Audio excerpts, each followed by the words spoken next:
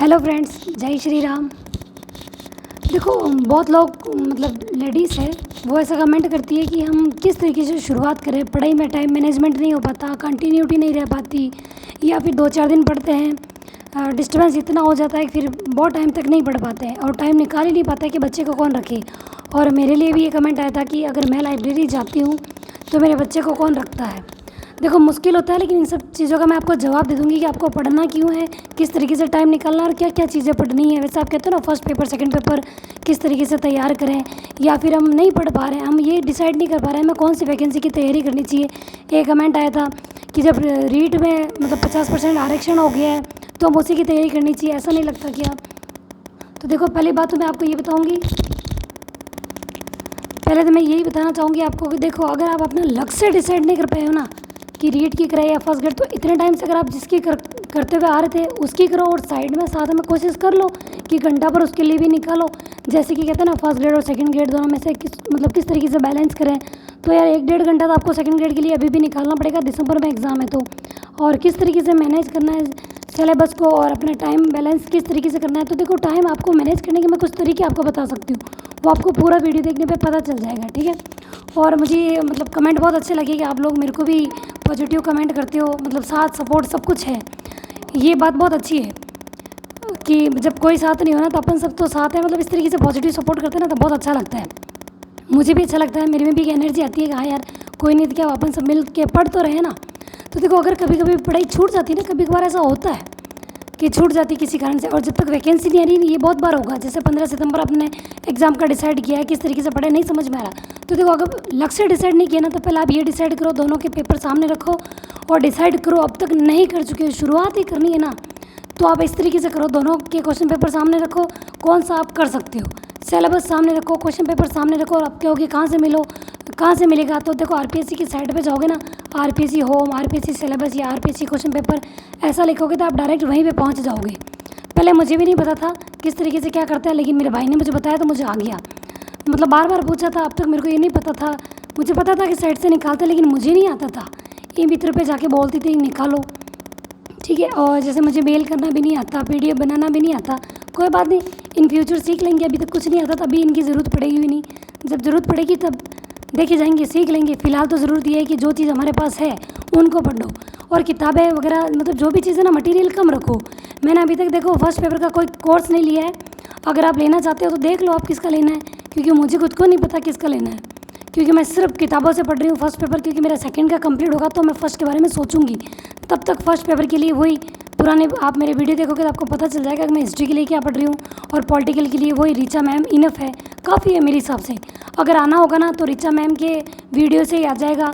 और रही बात उनकी टेस्ट सीरीज़, तो वहाँ से आपको ख़रीदनी पड़ेगी, तभी आपको वहाँ से नोट्स वगैरह सब मिलेंगे। और उनको देखो, मतलब अपन पीडीएफ नहीं निकाल सकते, मैंने ऐसा देखा है कि वहाँ से पीडीएफ नहीं निकलती है, ठीक है।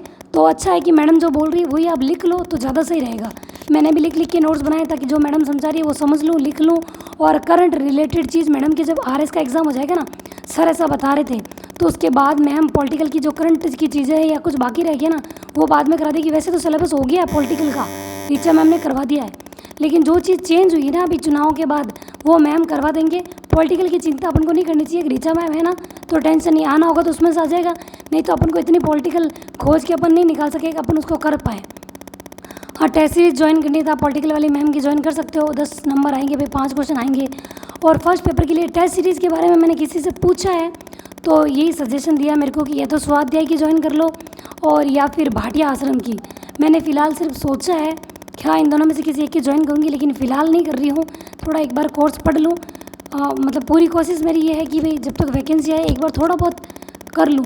1-1.5 महीने अभी वैकेंसी में बाकी है, या 2 महीने जितना भी है, क्या पता आज मैं बोल रही हूँ और कल ही वैकेंसी आ जाए, ऐसा कुछ हो जाए, मतलब कुछ भी हो जाए। जो अपने मतलब अपन भरोसा नहीं कर सकते ना, कोई चीज़ कब हो सकती है, जिनका हमें पता नहीं उनके बारे में अपन कुछ नहीं बोल सकते।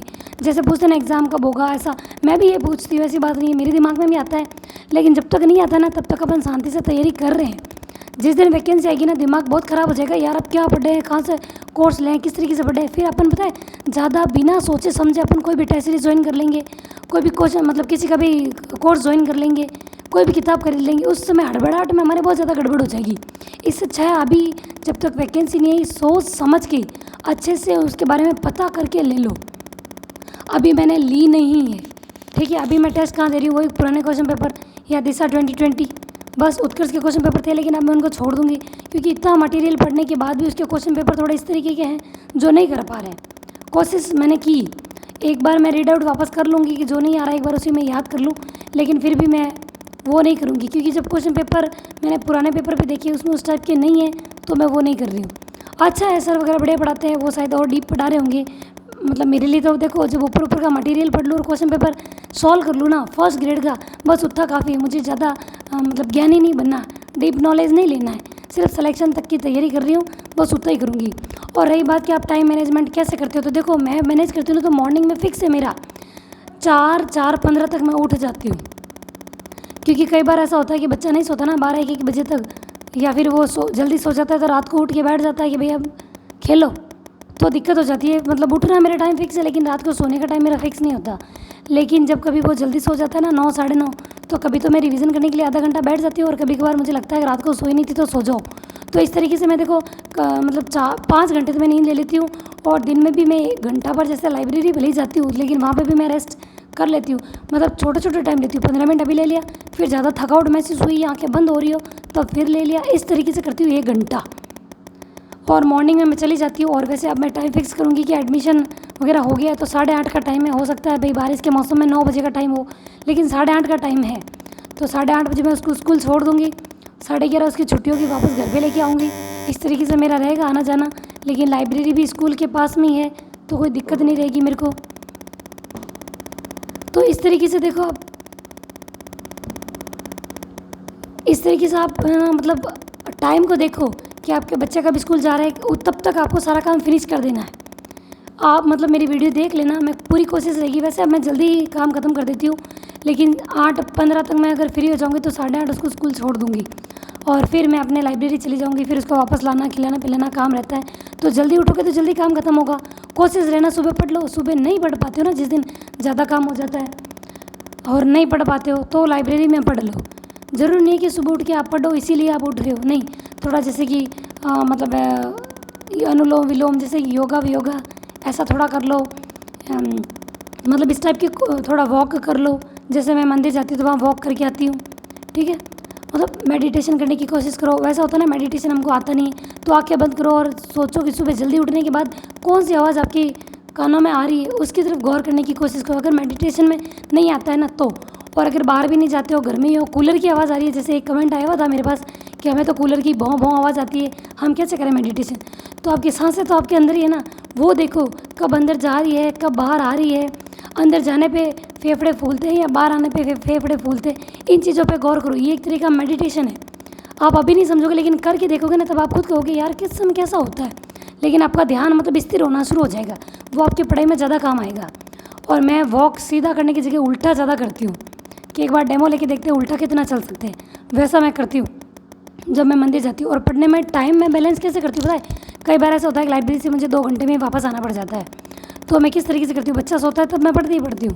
जब वो खेलता है तो मैं जैसे कि सर के जैसे कला संस्कृति की है जीजीडी की वीडियो वो सुन लेती हूँ। वो जग रहा है तो मम्मी संभालते हैं, मैं लाइब्रेरी जाती हूँ तब तो।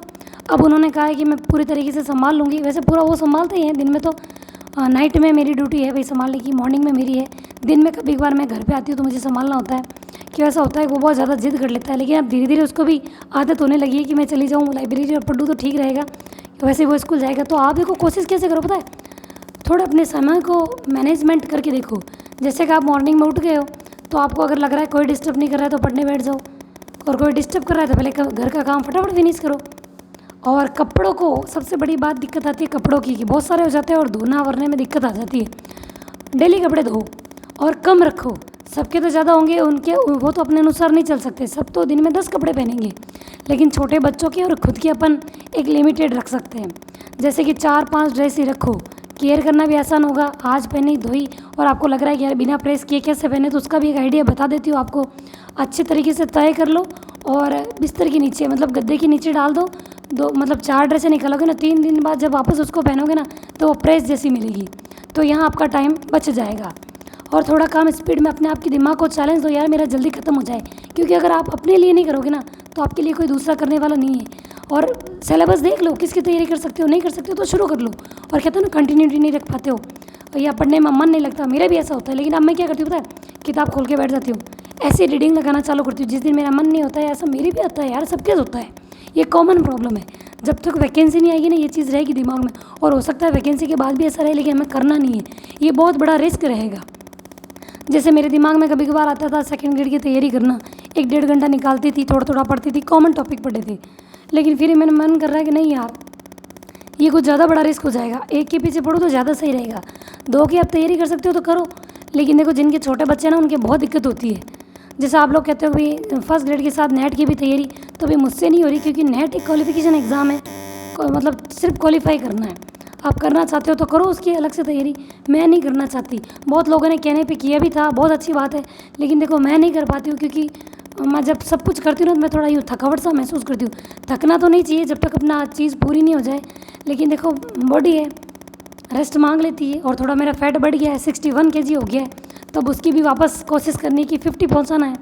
11 किलो मुझे वेट कम करना ही करना है, और वो भी 15 सितंबर तक। साथ में ये मेरा चैलेंज रहेगा, किस तरीके से करूँगी वो भी मैं आपको बता दूँगी। लेकिन देखो, आप अपने लिए खुद ही करोगे तब होगा। कोई आपके लिए कोशिश नहीं करेगा कि यार आप पढ़ लो, रोकेंगे, क्योंकि कोई आपका खुद का कंफर्टेबल जोन नहीं छोड़ेंगे कि हमको सब किया हुआ मिल रहा है। आप चीज़ों को इग्नोर करना शुरू करो, वही सबसे बेस्ट है। इसके अलावा कोई ऑप्शन नहीं है। आप अपने लिए टाइम खुद निकालो, खुद कोशिश करो कि हाँ नहीं, मुझे पढ़ना है, मरने दो, मेरे से जो हो रहा है मैंने कर दिया, बस।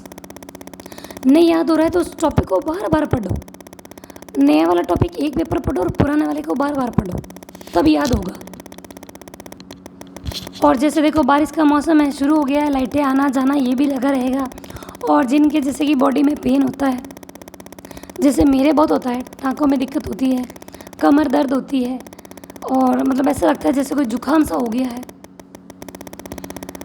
मतलब थोड़ी दिक्कत रहती है मुझको बारिश के मौसम में या सर्दियों में। गर्मी में ठीक था, लेकिन पढ़ाई मेरी सर्दियों में ज़्यादा अच्छी हुई थी, मुझे ऐसा लगा, क्योंकि उस टाइम नींद नहीं आती थी, और गर्मी का मौसम थोड़ा आलस वाला है। जैसे ज्योग्राफी में आपने पढ़ा होगा ना, कि जो 0 से लगा के 25-30 डिग्री तक रहते हैं, वो थोड़े लोग आलसी होते हैं। 5 डिग्री तक तो कोई रहता नहीं है, उसके बाद जो भी रहते हैं आलसी प्रवृत्ति के होते हैं। लेकिन ठंडे प्रदेशों में रहने वाले ज़्यादा मेहनती होते हैं। लेकिन ऐसा नहीं है कि जो गर्मी में रहते हैं वो मेहनत नहीं करते हैं।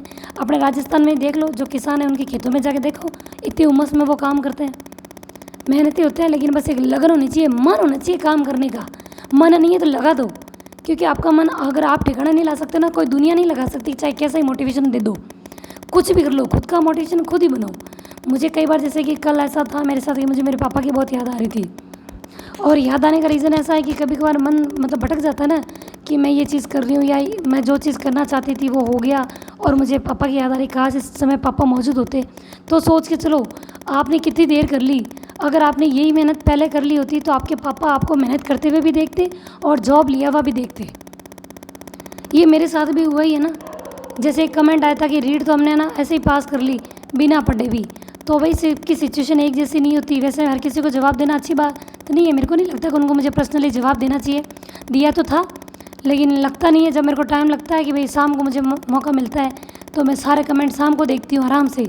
और ज़रूरी नहीं है, मेरा फिक्स टाइम भी नहीं होता कि मैं दिन में देख पाऊँ, क्योंकि फ़ोन से थोड़ी मैंने दूरी बना ली। और जो भी वीडियो मैं दिन में या मॉर्निंग के टाइम अपलोड करती हूँ ना, वो मैं नाइट में ही अपलोड कर लेती हूँ। और आज मैं मॉर्निंग में वीडियो बना रही हूँ और मॉर्निंग में ही अपलोड करूँगी, क्योंकि मुझे ऐसा लगा कि भाई इस सब में थोड़ी मोटिवेशन की कमी लग रही थी, जिस टाइप से कमेंट आ रहे थे। और मुझे भी ऐसा लग रहा था कि मैं थोड़ी यूँ वीक सा फील कर रही थी। जब ऐसा होता है ना, कुछ मोटिवेशन की कमी, लेकिन अपन को देखो खुद मोटिवेट होना पड़ेगा, अपन को कोई मोटिवेट करने वाला नहीं है। मैं तो ये कहूँगी सेल्फ रहो। मैं तो खुद से ही शुरू कर देती हूँ कि जब पापा के समय अपन ने दिक्कत देख ली कि अपन कितना लेट कर चुके हैं कि पापा भी नहीं है, तो अब इतना लेट भी नहीं करें कि भाई हमारी मम्मी ना रहे। हमारी मम्मी तो हमारी सफलता देख सके जब हमारी मेहनत देख रही है, तो बाकी तो दुनिया में अपना कोई नहीं होता। किसी पे विश्वास करने की ज़रूरत नहीं है। बस कोई देखो, ऐसे ही लोग मिलेंगे आपको जो दिखते कुछ है, आपको कुछ और बोलेंगे, लोगों को कुछ और बोलेंगे, पर्सनली कुछ और होंगे और ओपनली सबके सामने कुछ और होंगे। ऐसे ही दुनिया मिलेगी। और ट्रस्ट करने जैसी कोई बात नहीं होती कि सब पे ट्रस्ट करो, खुद पे विश्वास करो कि हाँ भाई आप कर सकते हो कि नहीं कर सकते हो। अब जैसे आप ऐसा लगता है ना कोई हमको मोटिवेट कर लेगा तो हम कर लेंगे, सिर्फ लोग मोटिवेट कर सकते हैं, लेकिन खुद का सेल्फ मोटिवेशन होना बहुत ज़रूरी है। जब तक आपके अंदर से वो बात नहीं आएगी ना, यार मुझे करना ही है, तब तक आपको चाहे कोई कितना ही मोटिवेट कर ले, 2-4 दिन में आप डाउन में चले ही जाओगे। सेल्फ मोटिवेट रहो। मेरे अंदर मोटिवेशन का यही चीज़ है कि मेरे पापा ने मेरी ना ही मेहनत देखी और ना ही मेरी सफलता देखी किसी भी चीज़ की। और ये मेरा सबसे मतलब बड़ा मोटिवेशन है कि अब मैं मेरी मम्मी के लिए करना चाहती हूँ कि मैं कर लूँ समय पे, और ख़ुद के लिए स्टैंड लेते हैं और ख़ुद के लिए कुछ करते हैं तो ज़्यादा मतलब अच्छा फील होता है कि हमें ज़िंदगी में वापस पलटना नहीं है, हमें अपना कदम पीछे नहीं लेना है। अगर कदम कोई पीछे लेने के लिए ऐसा मजबूर करे ना तो 2 या 3 कदम आगे बढ़ा दो कि कोई पीछे लेना तो 1 कदम ही पीछे जा पाओ, लेकिन वहाँ नहीं पहुँच पाओ जहाँ अपन को लोग खींच के पीछे ले जाना चाह रहे, वहाँ तक नहीं जा पाओ। सिर्फ 1 कदम पीछे जा पाओ ताकि वापस स्पीड बढ़ा के आगे जा पाओ। और आपको ऐसा कोई नहीं समझाएगा, देखो खुद को खुद ही समझाना पड़ता है। कोई आपको ऐसा नहीं कहेगा यार ऐसे कर लो वैसे कर लो, कोई नहीं कहेगा। खुद को खुद ही करना पड़ेगा। कोई नहीं कहेगा क्या पता यार मैं अब तक बना रही वीडियो नहीं बनाऊँ। और वैसे देखो किसी को वीडियो से फ़ायदा होता है, किसी को नहीं होता है, कोई अच्छा बोलता है कोई बुरा बोलता है, उससे कोई फ़र्क नहीं पड़ता। लेकिन बस ये बात है कि अपन को अपनी कोशिश खुद ही करनी होती है, कोई काम नहीं आता है। और मैं वीडियो के लिए भी टाइम कम ही निकाल पाती हूँ। आज मैंने देखो आराम से लंबा वीडियो बनाया है। और आप अपने बच्चे को देखो, मेरे तो लाइब्रेरी जाती है तो बच्चे को मम्मी रखती है, लेकिन आप है ना जिसको जो बोलना है बोलने तो जब बच्चा सोए तब आप पढ़ाई करो बस, या फिर जल्दी उठ के जल्दी काम फिनिश करो और पढ़ने बैठो, यही करना पड़ेगा। और मैंने ये काम करके देखा, आप मेरे पुराने वीडियो देखोगे ना तो आप सारी चीज़ें देखोगे, मैंने हर एक प्रयास किया है, लेकिन मेरा प्रयास असफल रहा क्योंकि लोगों को मेरा प्रयास बर्दाश्त नहीं हुआ कि ये मतलब कुछ भी करके मेहनत कैसे कर लेती है, ऐसा कैसे कर सकती है। किसी दिन सफल होगी ना तो ये मतलब हमारे लिए नुकसानदायक होगा। बस इसीलिए लोग सिर्फ पीछा खींच सकते हैं, लेकिन आप कोशिश करते रहो। सिर्फ खींचने वाले मिलेंगे पीछे, आगे खींचने वाला कोई नहीं मिलेगा। मैंने तो ये चीज़ देख ली, जैसे कहते हैं ना एक कमेंट आया था कि कम एज में इतना एक्सपीरियंस कैसे। अरे यार कुछ लोग ऐसे मिल जाते हैं, एक्सपीरियंस हो जाता है। एक्सपीरियंस के लिए उम्र होना ज़रूरी नहीं होती है, बस ऐसे लोग मिल जाने ज़रूरी होते हैं। और ऐसे लोग होने चाहिए ज़िंदगी में जो आपकी स्पीड बढ़ाए, ज़्यादा अच्छा है। मैं तो कह रही हूँ बहुत अच्छा हुआ, भगवान ने ज़िंदगी में इतने चैलेंज दिए और अब तो बहुत ज़्यादा चैलेंज दे रहे हैं। अच्छा लग रहा है कि अपनी स्पीड बढ़ेगी। नेगेटिव वालों को नेगेटिव बोलने दो, अपनी स्पीड उसी वजह से बढ़ेगी। बस शर्त ये है कि आपको अपने कदम को डगमगाना नहीं है। डिसाइड कर लिया पढ़ना है तो पढ़ना है। सफलता हमारे हाथ में नहीं है, लेकिन मेहनत हमारे हाथ में है। 1% भी मौका मिले तो झोंक दो अपने आप को, कर लो तैयारी।